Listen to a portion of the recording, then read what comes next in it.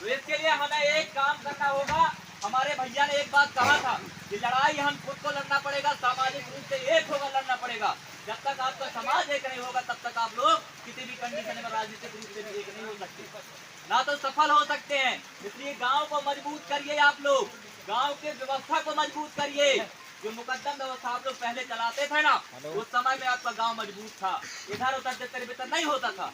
उस व्यवस्था को मजबूत करिए, तब जाके आप लोग कहीं ना कहीं राजनीतिक रूप से भी सफल होंगे।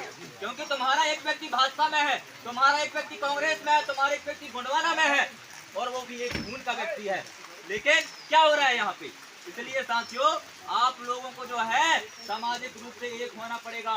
और जो गद्दार गोंडवाना को छोड़कर भाजपा और कांग्रेस में जा रहे हैं, उनके भरोसे आप लड़ाई मत लड़िए। और उनको हमारे लोग फिर से रिटर्न कर रहे हैं। जो गोंडवाना के विचारों को, गोंडवाना के जो फॉर्मूले हैं, ये दुश्मन को बताते हैं, ऐसे लोगों को हम लोग फिर से शरण देते हैं। यही हमारी सबसे बड़ी कमजोरी है, इसलिए हम लोग सफल नहीं हो रहे हैं साथियों। इस चीज को समझना होगा। वो जो लोग हैं वो भी आदिवासी के खून है, गोंड के खून है, लेकिन वो लोग बात आपके नहीं करते, क्योंकि आप लोगों की सामाजिक कमजोरी है। आपने उनके ऊपर सामाजिक प्रेशर और सामाजिक दबाव नहीं बनाया है, किसी भी कंडीशन में सामाजिक दबाव नहीं बनाया है। वो लोग जो है अपनी पार्टी को और पार्टी के बड़े नेताओं को अपना बाप मानते हैं। समाज उनके लिए कुछ भी नहीं है।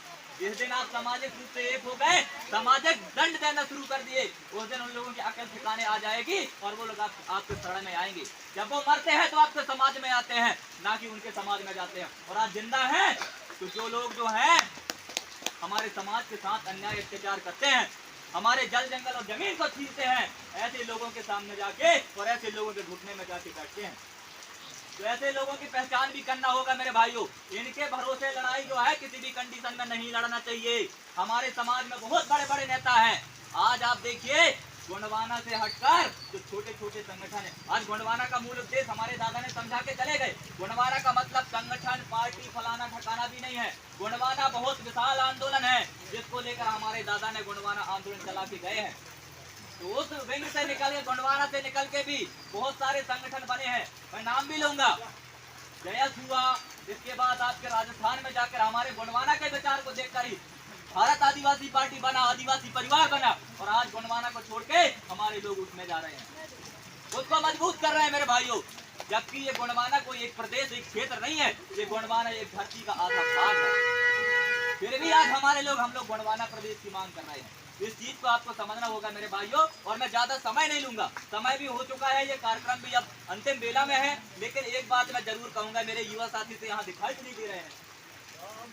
युवाओं की भाई जनसंख्या जब रहेगी समाज में, तब ना समाज की लड़ाई हम लोग लड़ेंगे। अब हमारे दादा जो मेहरबानी में गोंडवाना के आधार स्तंभ है, इन्होंने किस किस कंडीशन में इस समाज को यहाँ तक लेके आए हैं। आज इन्होंने जो संघर्ष किया है, जिसके बदौलत मुझ जैसे 24-25 साल का लड़का यहाँ आपके बीच में दहाड़ के बोल रहा है। दादा ना होते, इनके विचार इस मेहरबानी में नहीं आते, तो मैं पैदा भी नहीं होता।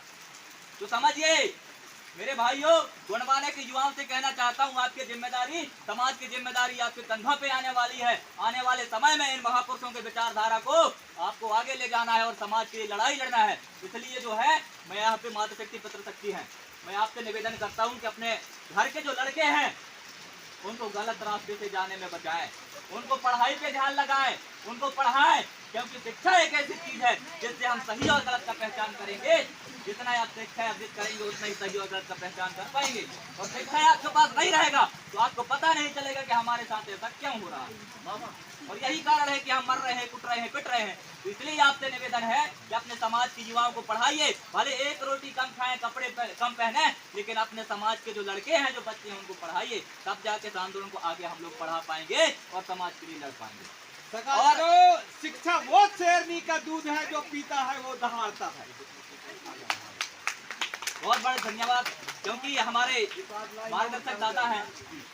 लाख समुंदर में दफन है पत्थर तो क्या हुआ, उसमें भी आग होती है, मात रगड़ने वाला चाहिए। मेरे सगा जनों, अपने जज्बात को आगे वो बुलंदी की जरूरत है। बुलंदी से आगे आओ, केवल समाज को जगाने की जरूरत। बहुत बहुत धन्यवाद दादा। शिक्षा के बारे में उन्होंने बात कहा, क्योंकि डॉक्टर बाबा साहेब अम्बेडकर ने कहा था कि शिक्षा वह शेरनी का दूध है जो जितना पिएगा उतना दहाड़ेगा, और जो नहीं पिएगा लोमड़ी की तरह चिल्लाता रहेगा। इसलिए आप शिक्षित भी होइए, तब जाके समाज के लिए काम कर सकते हैं। और वैसे मैं लास्ट में अपने वाणी को यहीं पे विराम दूंगा, लेकिन एक बात और कहूंगा, मेरे जाने यहाँ पे बैठे हैं, आपसे निवेदन है कि अपने गाँव के मुकदमी व्यवस्था को मजबूत करिए, तब जाके आप सामाजिक रूप से सशक्त होंगे और आने वाले समय में फिर राजनीतिक रूप से भी सशक्त होंगे। अन्यथा हम लोग ऐसे ही मरते कूदते रहेंगे, कुछ होने वाला नहीं है।